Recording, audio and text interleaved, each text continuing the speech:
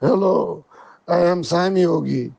In today's podcast, we will cover three questions and answers. And these questions were asked in Stresa, Italy, to J. Krishnamurti on July 8, 1933. So the first question is, what are the causes of the misunderstanding which makes us ask you questions instead of acting and living? J. Krishnamurti. It is good to question, but how do you receive the answers? You ask a question and receive a reply, but what do you do with that reply? You have asked me what there is after death, and I have given you my answer. Now, what will you do with that answer? Will you store it in some corner of your brain and let it remain there?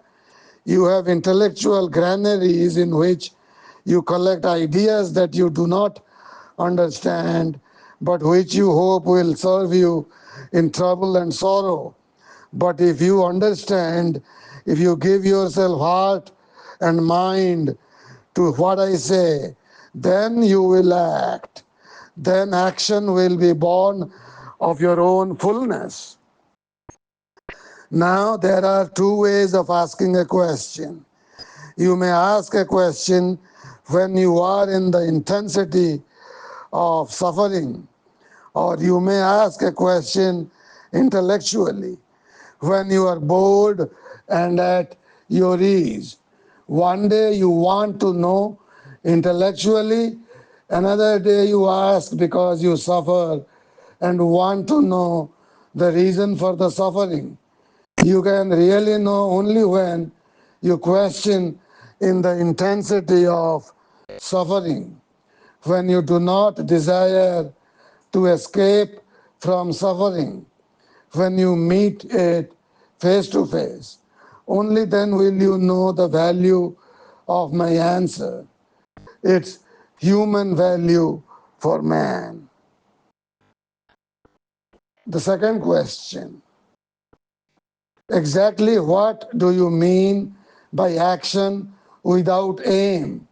If it is the immediate response of our whole being in which aim and action are one, how can all the action of our daily life be without aim? J. Krishnamurti. You yourself have given the answer to the question, but you have given it without understanding. What will you do in your daily life without a name?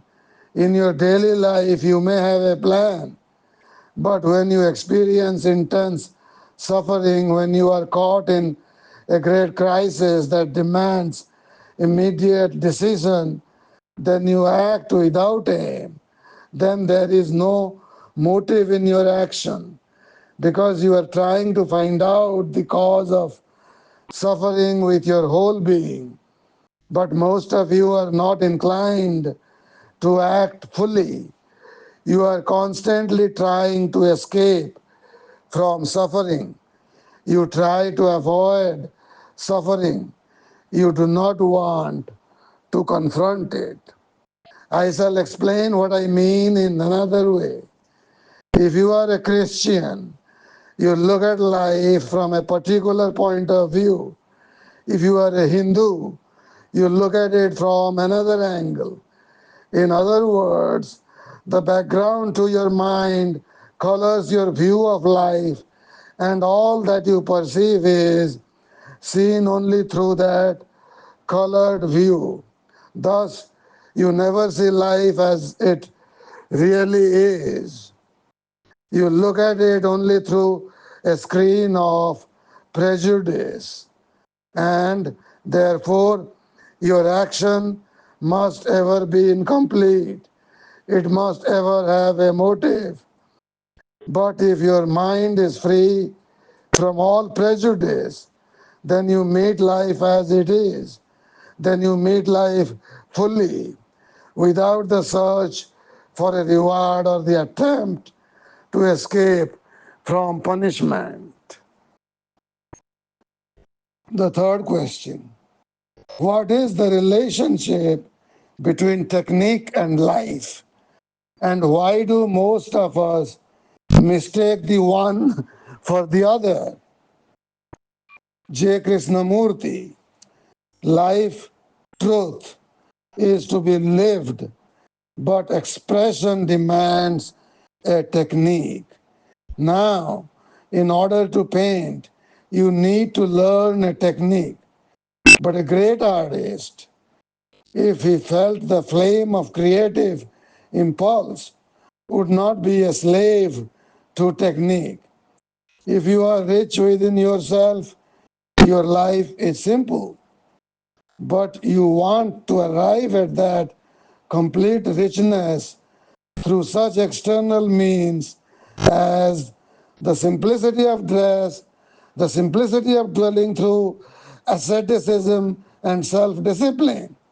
In other words, the simplicity that results from inner richness you want to obtain by means of technique. There is no technique that will guide you to simplicity. There is no path that will lead you to the land of truth. When you understand that with your whole being, then technique will take its proper place in your life. This ends the podcast. Thank you.